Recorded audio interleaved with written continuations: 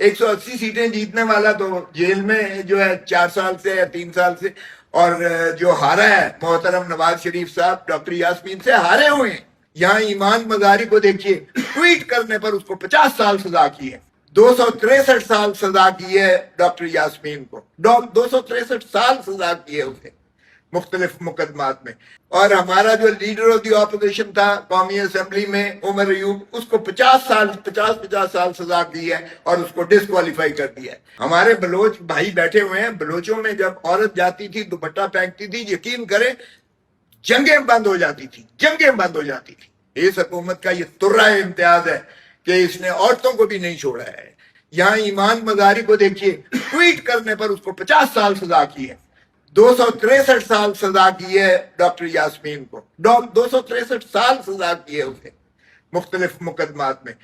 और हमारा जो लीडर ऑफ द ऑपोजिशन था कौमी असेंबली में उमर अयूब, उसको 50 साल सजा की है और उसको डिस्क्वालीफाई कर दिया है। हमारा लीडर ऑफ द ऑपोजिशन जो सेनेट में था शिबली फराज, उसको भी डिस्क्वालीफाई करके उसकी सीट खाली करके उसको जो है 50 साल सजा करवाई है। बच्चर साहब जो हमारा leader of the opposition Punjab assembly में था, उसको भी सजा करके डिस्क्वालीफाई करके 50 साल सजा करवाई है। वो बाबा इस तरह से ये और डॉक्टर यास्मीन के साथ बेशुमार हमारे जो है MNAs और FPAs और सेनेटर्स को भी इसी तरह सजाएं करवा के तो आपने जो है पाबा सलासल करते उनकी सीटें भी छीन ली हैं। और इस तरह आपने 2/3 बनाई। हमारी जो नशिस्तें थी मखसूस नशिस्तें, 180 सीटें जीतती हैं इमरान खान ने, हमारे पास फॉर्म 45 मौजूद है।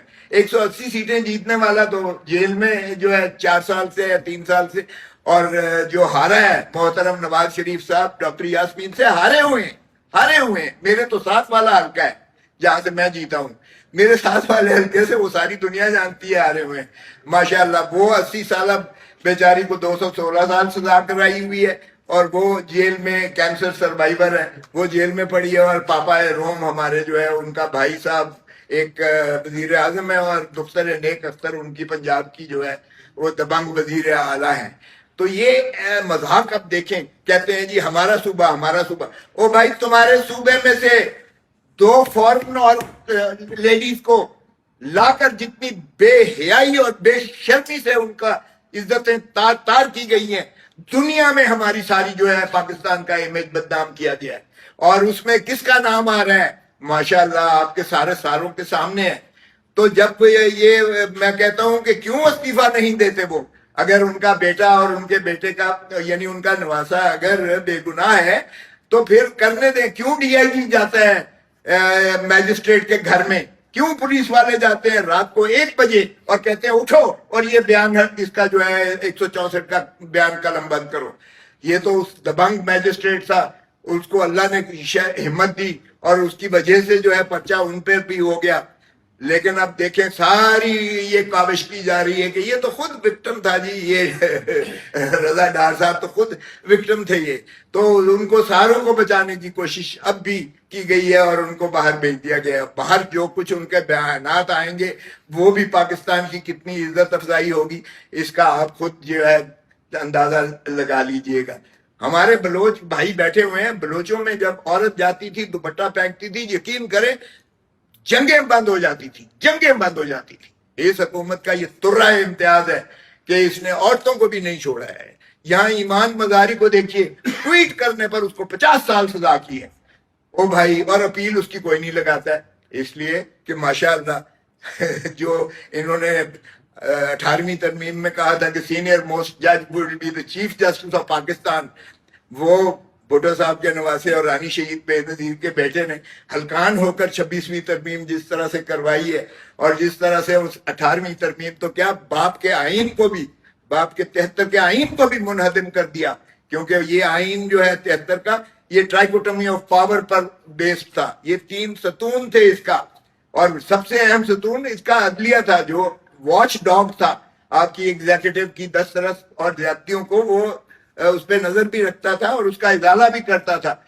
आपने तो अदलिया को मुनहदिम करके ताबे कर दिया एग्जीक्यूटिव के, सो आपका 73 का आइन तो खत्म हो गया। بھٹو کی روح تڑپ رہی ہوگی, رانی شہید بے نظیر بھٹو کی روح تڑپ رہی ہوگی کہ جس آئین, جس نظام, جس عمرانی معاہدے کو ہم نے اتنی محنت سے, اور نہ صرف وہ اپنے باپ پر بھی ماشاءاللہ جو 18ویں ترمیم تھی, یہ ان کے والد صاحب کا ترہ امتیاز تھا, اور بار بار کہتے تھے, اس میں فخر لیتے تھے کہ میں نے اپنے تئیں جو مرکوز سارے اختیارات تھے میں نے عوام کو, پارلیمان کو واپس دے دیے, واپس کر دیے. ارے اس لیے واپس کیے تھے کہ 26ویں اور 27ویں ترمیم میں آپ کا جو ہے بیٹا وہ ساروں کو منہدم کر کے اس کا بھی جو ہے اتنا روپ لائے کہ ختم کر دے سارا سلسلے کو. اور پھر 26ویں اور 27ویں ترمیم کی ذرا روح کو دیکھیے گا, اس نے کیا کیا ہے. 126 آرٹیکل ہے کہ کوئی قانون اسلام اور شرع کے خلاف نہیں بنایا گیا. یہاں تو تینوں افواج کے جو سربراہان ہیں ان کا بھی, اور صدر صاحب کا بھی تا حیات استثناء ہے, یعنی وہ مرنے کے بعد بھی ان سے کوئی نہیں پوچھ سکتا. وہ آئین کو توڑ دیں, آرٹیکل 6 کدھر گیا, آئین کدھر گیا. آرٹیکل 6 تو کہتا ہے جو بھی کھلواڑ کرے گا آئین کے ساتھ اس کو سزائے موت ہوگی. سب سے بڑا ہے اور ایک واحد جرم ہے جو آئین کے اندر درج ہے, وہ آئین سے کھلواڑ ہے, اس لیے کہ وہ پاکستان کے 25 کروڑ عوام کی زندگیوں کا احاطہ کرتا ہے, اور وہ سارے جو ہے نظام اس کے اوپر چلتا ہے. سو اس کو اتنا زیادہ کیا گیا, لیکن آئین میں یہ 27ویں ترمیم کر کے اس کو ختم کر دیا گیا ماشاءاللہ. اب سربراہان جو مرضی آئین پہ کے ساتھ کرے, توڑے. یہ 28ویں ترمیم میں اپنے آپ کو جو ہے صدر پاکستان بنا دے, وردی کے ساتھ بیٹھ جائیں, جو مرضی کریں, انہوں نے اسی تنخواہ پہ کام کرنا.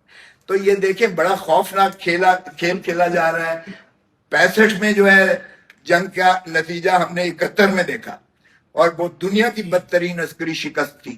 93,000 فوجیوں نے اروڑا کے قدموں پر جو ہے سرنڈر کیا تھا بغیر گولی چلائے ہوئے, اور عوام اس لیے کہ ان کی خلاف ہو گئی تھی.